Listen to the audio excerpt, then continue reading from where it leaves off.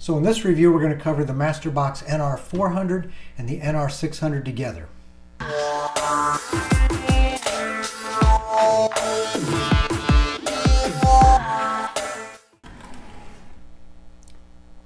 This is the MasterBox NR400 from Cooler Master.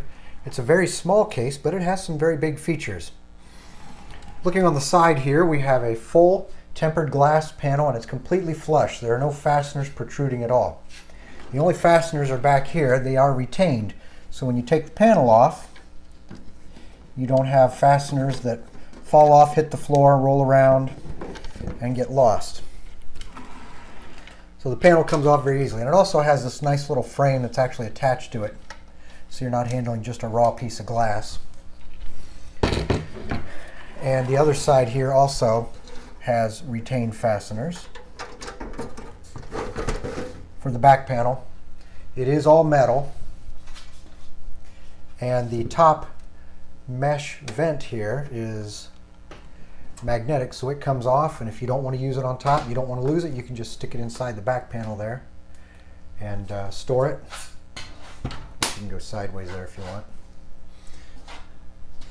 But we're going to go ahead and leave it on top here for now. So looking at the front of the panel, it's a very fine mesh, but it's completely open, so you've got really good potential for airflow there. From the factory, you get one 120 millimeter front fan. That is a blue LED fan. It's a 3-pin fan, and we also have a 120 millimeter rear exhaust fan, which is also a 3-pin fan. In the front here, we can go with a couple fans. We can do two 120s, or we can do a couple of 140s there. And on top, as far as additional fans, we have room for a couple of 120s or a couple of 140s. Now, the other thing that's interesting about this case, if you look at the front, you may have noticed that it has an optical drive bay, and that's getting harder to find these days as optical drives are slowly being phased out. It's hard to find a case now that has an optical drive bay. So if we pop the front off, this optical drive bay here, the bracket for it is removable. If you want to take that optical drive bay out, you can remove it. You can mount another hard drive underneath it, or inside if you really wanted to. You got room for that. But if you don't like that bracket, you can remove it. Looking at the back, we have room for 2 solid-state drives, and on the inside, we have room for 2 more solid-state drives. So you can put up to 4 solid-state drives in here, if you like. There is a hard drive cage down here at the bottom. There's a single fastener that holds it in, and you have 3 positions. You can keep it all the way forward. You got a mid position, and you have a back position here. If you want to get a little more space up here for a radiator, if you want to put a front radiator in, you'll need some room down here at the bottom. If you want a little more room for your cable routing, to stash additional cables from your power supply, you can move this to the forward position, or you can just take it out altogether. But this does have room for 2 regular drives, and we've got space on top if you want to mount a drive up there too. So we'll set that off to the side. If you do run your solid state drives here on the inside, we've got holes right here for your SATA cables and your power to come up from the bottom, so it makes a very clean installation. And we have rubber grommets back here to help hide your cabling that comes into your motherboard. We also have plenty of mounting positions here for your zip ties to help clean up your wire routing. And then looking at the top, again, we have full mesh. We have provisions there to mount a couple of 120s or a couple of 140s, if you like. Looking at the bottom of the case, and this is really lightweight. It's also very robust and very sturdy, very firm. It doesn't feel like it wants to bend on you when you pick it up. But on the bottom here, there's a small mesh vent for your power supply. It's removable there, so you can get the dust off of it. And in the bottom, we also have some little rubber feet there, little rubber supports that your power supply will sit on. Looking at the top of the case, we got a couple of USB ports. We have a single headphone and microphone jack. It's a 4-pole jack, so you can do both functions there out of the same jack. Then we have a start button and we have a reset button across the top. So even though this is a very small, simple case, it does have some nice features. Radiator support, we've got 120 millimeter capability in the rear, 120 millimeter at the top, even though it looks like you could get a 240. I'm not so sure you could. You definitely have to take this bracket out, but manufacturer shows that it does support a 120. We can go with a 240 in front here though, so we do have the ability to run a larger radiator in the front. Motherboard support, we go from a micro ATX down to a mini ITX, and we have a very large cutout here for the motherboard tray, so you can access it from the back if you do a CPU cooler swap after you get the system built. So that is next on the list here. We'll get the case back together, and actually let me show you what's going on here. We have the hardware bag that has all of your supports, rubber grommets, or actually rubber isolators for your solid state drive mounts right here, and then on the inside of the case. And then we have the usual screws, zip ties, and mounts for your hard drive. And then we have power here on a Molex, and then your USB 3.0 and your other connectors for the motherboard. So we'll get the system assembled now. One nice thing about this case is the toolless system that they use for installing their hard drives. So what we do is we take these little rubber grommets here, and of course you can install these on the back of the motherboard tray for your solid state drives, or on the top of the power supply shroud, which is what I'm going to use. I've already got 3 of them pushed in, but you actually just take your thumb and there you go. Those pop right in, so we have all 4 corners. And you come back to your hard drive. Now I already have 3 of these little studs installed. You can see them sticking up there, and we'll put the 4th one in the last corner here, but it's actually threaded on one end and knurled on the other, so we will thread that in there. And then when you turn the drive over, the little studs there will be all pointing down. Now this is black on black, so it's a little hard to see, but you just line those studs up with the holes and just push down a little bit, and it's seated and it is not going anywhere. Even though you're not using screws, it is not going anywhere. But if you do need to remove it, you just pull up carefully and it pops out. Very clever way of retaining their drives. Now I've got the motherboard installed. I still have to get the right cooler in there and the graphics card, but we're going to use the Asus Maximus 4 Gen Z as the micro ATX form factor motherboard. And as the test cooler, we'll use the Cooler Master MasterAir MA410M. Well, I had one minor setback here when I was trying to put the screws in for the fan here on the MasterAir MA410M. The screws here that hold this fan right here on, goes on there like that. The material that they screw into is a little bit fragile, and if you over tighten them at all, you will strip the threads right out of the plastic. Now I found a solution for that, is I can actually tap those holes with a 632 tap, which allows me to use a 632 screw. So this is easily repaired and not really a problem, just a little minor delay. And now the MasterAir MA410M CPU cooler is all powered up. We'll be doing a separate review on that, so watch for it later. Now this cooler is very tall and the case is somewhat shallow, but we are within a couple of millimeters of the cover, so we should be good. And there we have the cover on, and there is clearance, not much, but it does clear, so this would be a nice cooler for this case. And this is a nice time to showcase the Cooler Master products. We have the MasterBox NR400 case, of course, and the Master Air MA410M CPU cooler with all of its RGB goodness. And around back here, also thanks to Cooler Master, we have the MWE Gold 750 watt power supply. Now it is upside down and a little hard to see.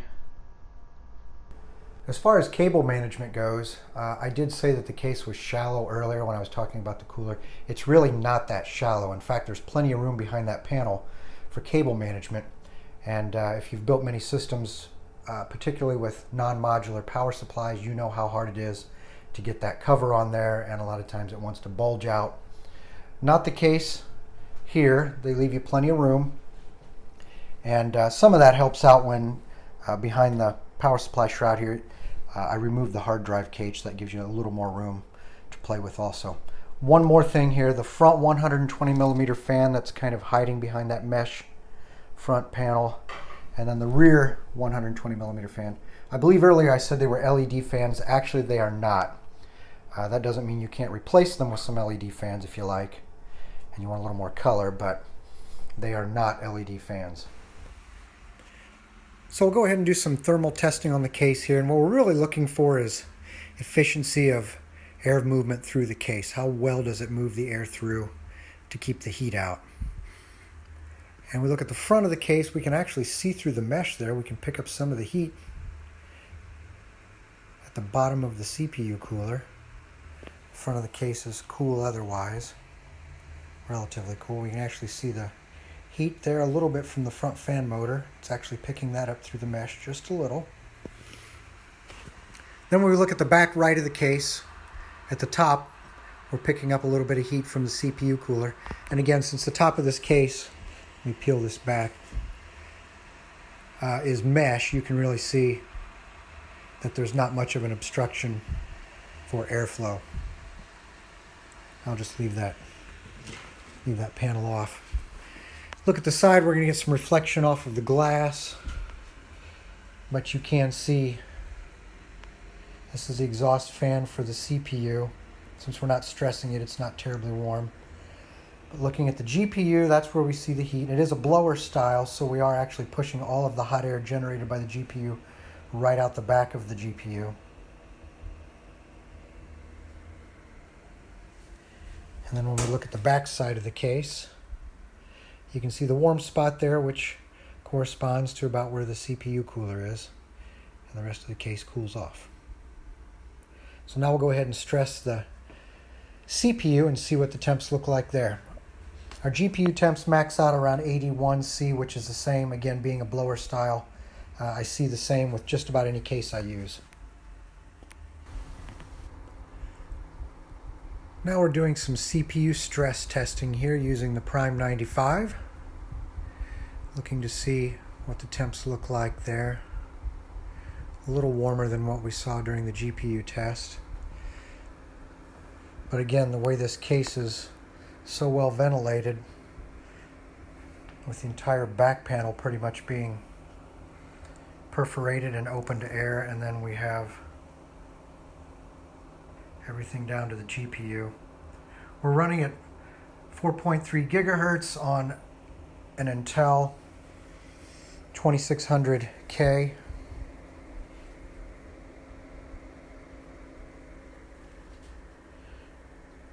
So we're maxed out here on the overclock,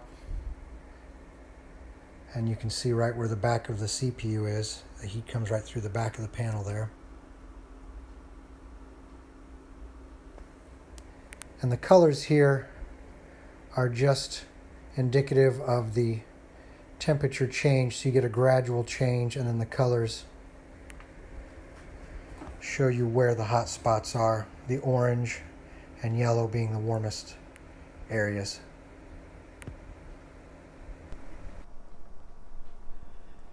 Well, I just wrapped up some of the thermal testing on the Cooler Master NR400, and everything I could see shows that it could handle the heat. We've got plenty of airflow going through this case. Of course, again, the whole front of the case is one big giant mesh panel, so you have no restrictions there. We have the entire top of the case pretty much open, pretty well ventilated, and then when we look at the back of the case, we also have a whole lot of ventilation going on there, all the way to the bottom. Here's a little side note. As I was looking at some of the documentation, I know I mentioned earlier that a 120 would fit on the top, but it did not call out a 240 on the case with the optical drive, which is what this one is. But it looks like there's plenty of room. So I decided, let's check that out. I just happen to have the Master Liquid ML240L, which is this radiator up here. And it's 240 millimeters, and it fits. You do have to take out the optical drive bracket that fits right up in here. That's this guy right here. You have to remove that, which is pretty easy to do, not a problem. But the radiator fits, as I kind of suspected it would, and the pump, let's see if I can get this over here. I'm not going to actually install it, but you can see that the pump would fit just fine right over the CPU there. There's plenty of room. Now, I just happen to wonder if a 280 would fit. Let's see. Well, I just happen to have a Master Liquid Pro 280 radiator. I don't know if that'll focus on the text up there, but it doesn't seem to like it. There we go. And it takes up every bit of space, but it does fit. And you can even get the fans up in there. There's enough clearance. There's enough clearance there for the fans. You can get both of the 140 millimeter fans up top there. So there is room, and the pump, if I can get it over here,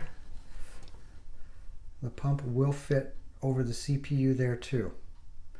So that proves that the 280 will fit. It's a tight one, and you do have to take out the optical drive bracket, but it will fit. Well, I think we've shown here today the thermal testing proves we got plenty of airflow through the case, plenty of cooling options. We've got plenty of options for fans if you want to add more fans. This whole case is really just open front to back, top to bottom. So again, airflow being the key here. $60, you can't really go wrong. You get a great feature set despite the small size. We just showed that we can get a couple of fairly large liquid radiators on top if you want to go that route. So stick around because we got more great Cooler Master cases and coolers on the way.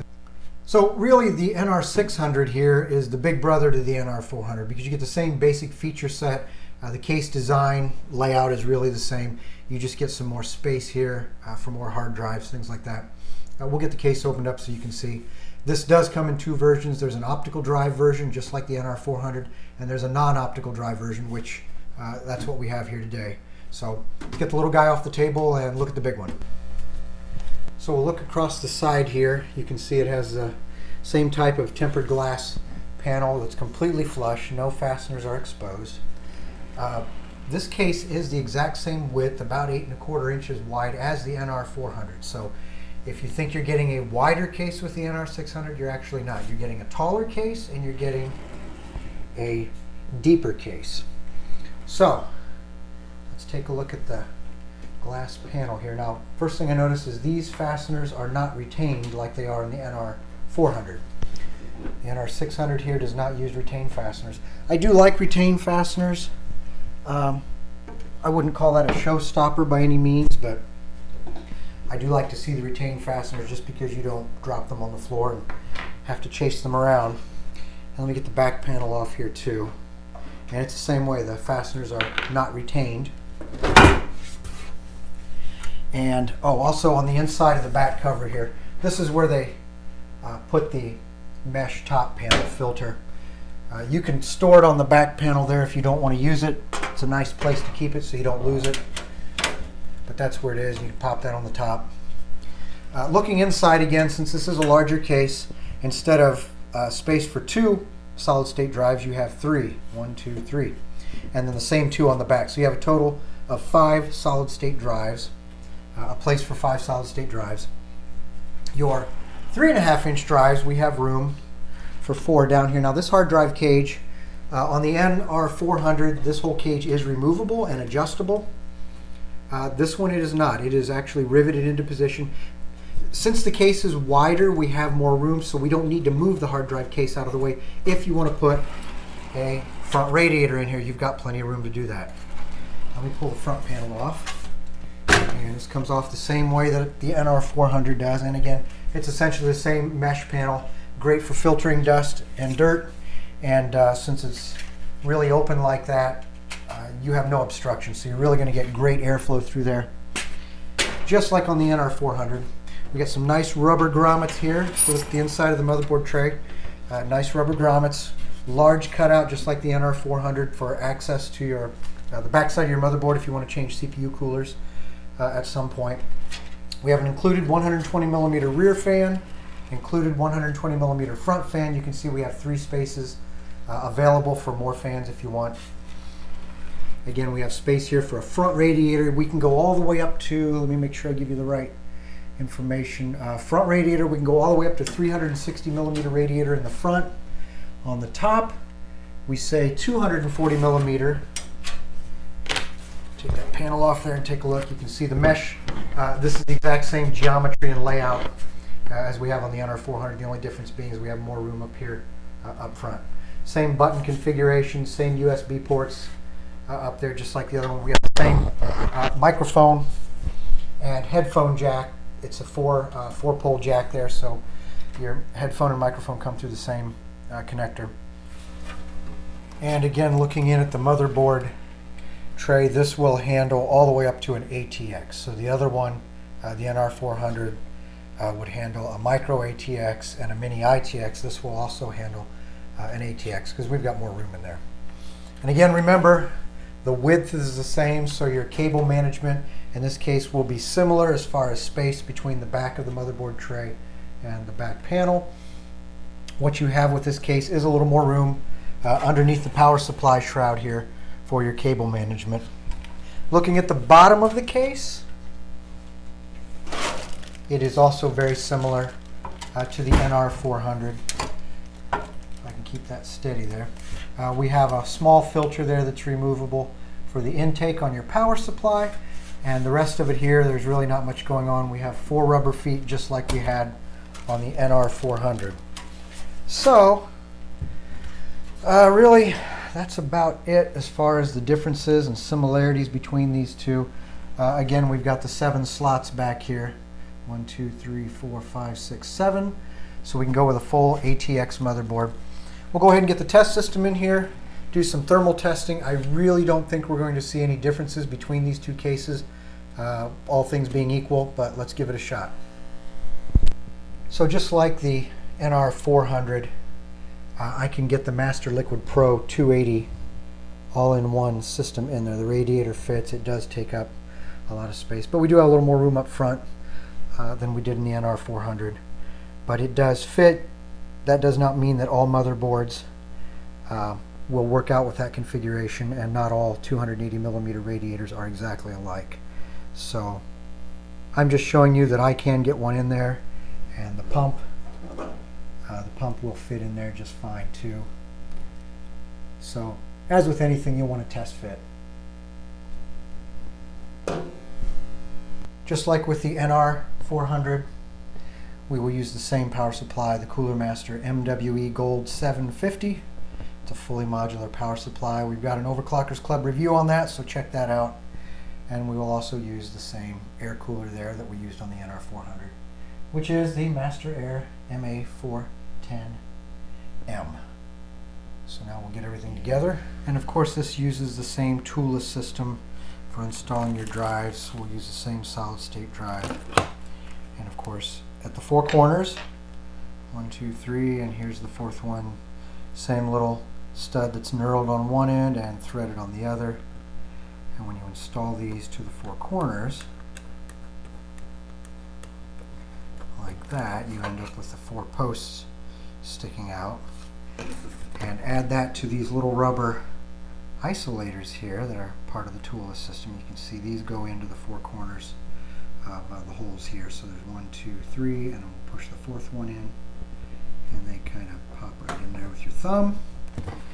And then you flip the drive over and you put those little studs, those little pins, you line them up with the holes and push them in, and your drive is firmly and securely in there, and when you want to pull it out, it just comes right out.